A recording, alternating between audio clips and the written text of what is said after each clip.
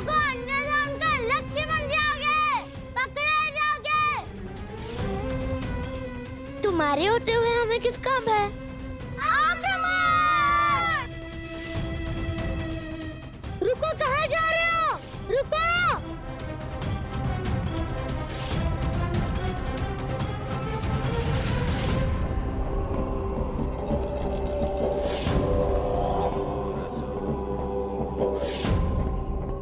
लगता है अधिक उत्साह में बहुत बड़ी भूल कर दी हमने। लगता तो ऐसा ही है। अब क्या करें?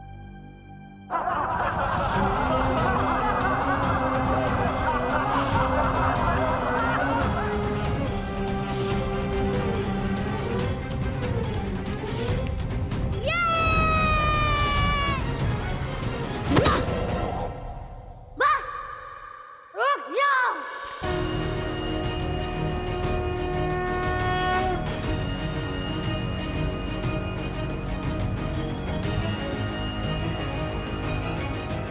यदि एक पग भी आगे बढ़ाया तो द्वंद्व रही, तुम सबका अंत होगा।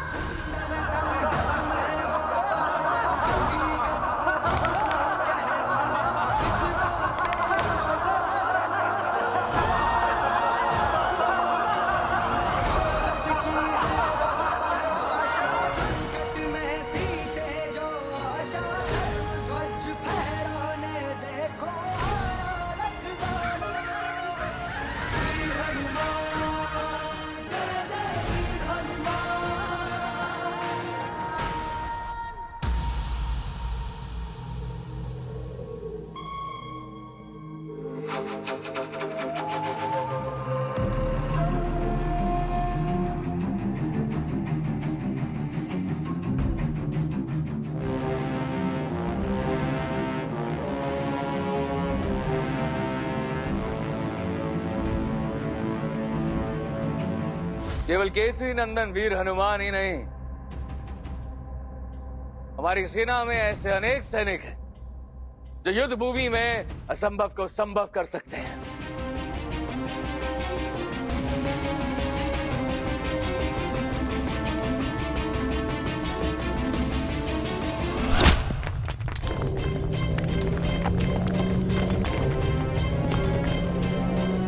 अब मायावी के असुर तो स्वयं मायावी भी आ जाए तो इनसे टकरा नहीं पाएगा। इनकी रणनीति, इनकी गति, इनकी मति से टकराना स्वयं मृत्यु का आमंत्रण देना है।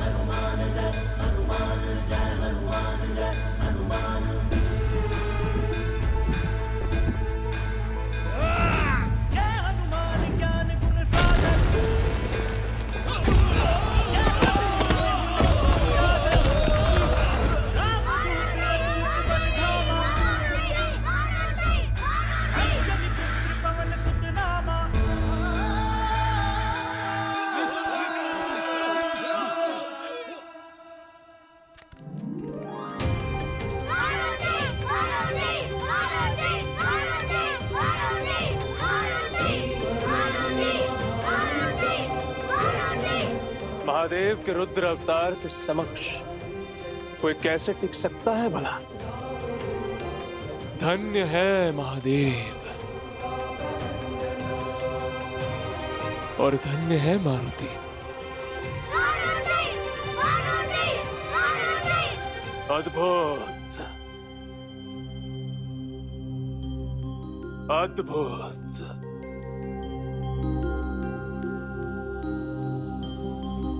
अद्भुत। बड़े ही बलवान हो तुम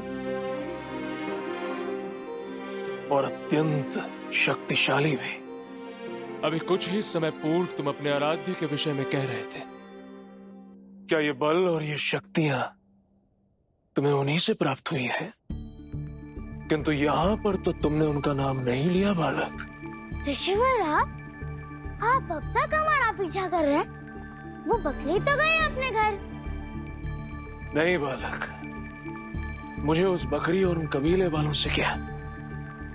मैं तो बस यहाँ से जा रहा था, तब तुम्हें उन दुष्टों को ललकारते हुए देखा। तुम्हारी वीरता ने मुझे रुकने हेतु विवश कर दिया। क्या तुम्हें ज्ञात है बालक कि ऋषियों का सबसे बड़ा कार्य क्या होता है? क्या? आने वाली पीढ़ियों के विचारों को भांपना और उत्तम विचारों को उत्तम लक्ष्य की ओर ढालना।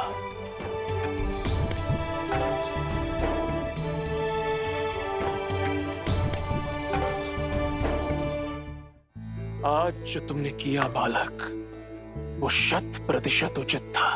अच्छा, तो यदि वो सब उचित था, तो मैंने अपने आराध्य का नाम लिया, तो कुछ क्यों नहीं हुआ? प्रश्न ये नहीं है कि कुछ क्यों नहीं हुआ। प्रश्न ये है कि जो कार्य तुम स्वयं कर सकते थे, उस कार्य के लिए तुमने अपने आराध्य का नाम क्यों लिया? सबको उनके नाम की महिमा दिखाने के लिए। अर्थात तुमने अपने आराध्य का नाम उस बकरी के प्राणों की रक्षा हेतु नहीं लिया, है ना?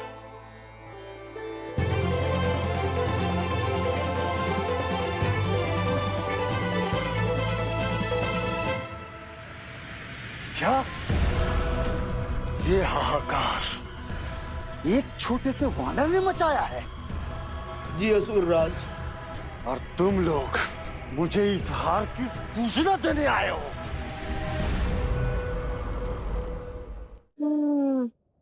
अब समझा। मैंने अपने आराध्य का नाम संसार की सेवा के लिए नहीं, संसार को दिखाने के लिए लिया था। बस यही कारण है कि आराध्य का नाम लेने के पश्चात भी उसका कोई प्रभाव नहीं पड़ा। राम राम राम।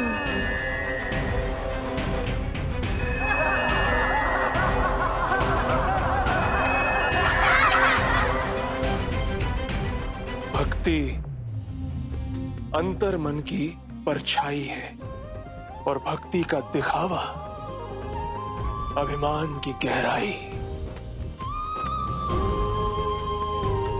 और भक्ति और अभिमान के मध्य अग्नि और जल जैसा संबंध होता है बालक। इसलिए सदैव अपने अंतरात्मा की सुनो। दिखावे के व्यापार में पड़ोगे तो भक्ति मार्ग से भटक जाओगे। समझे?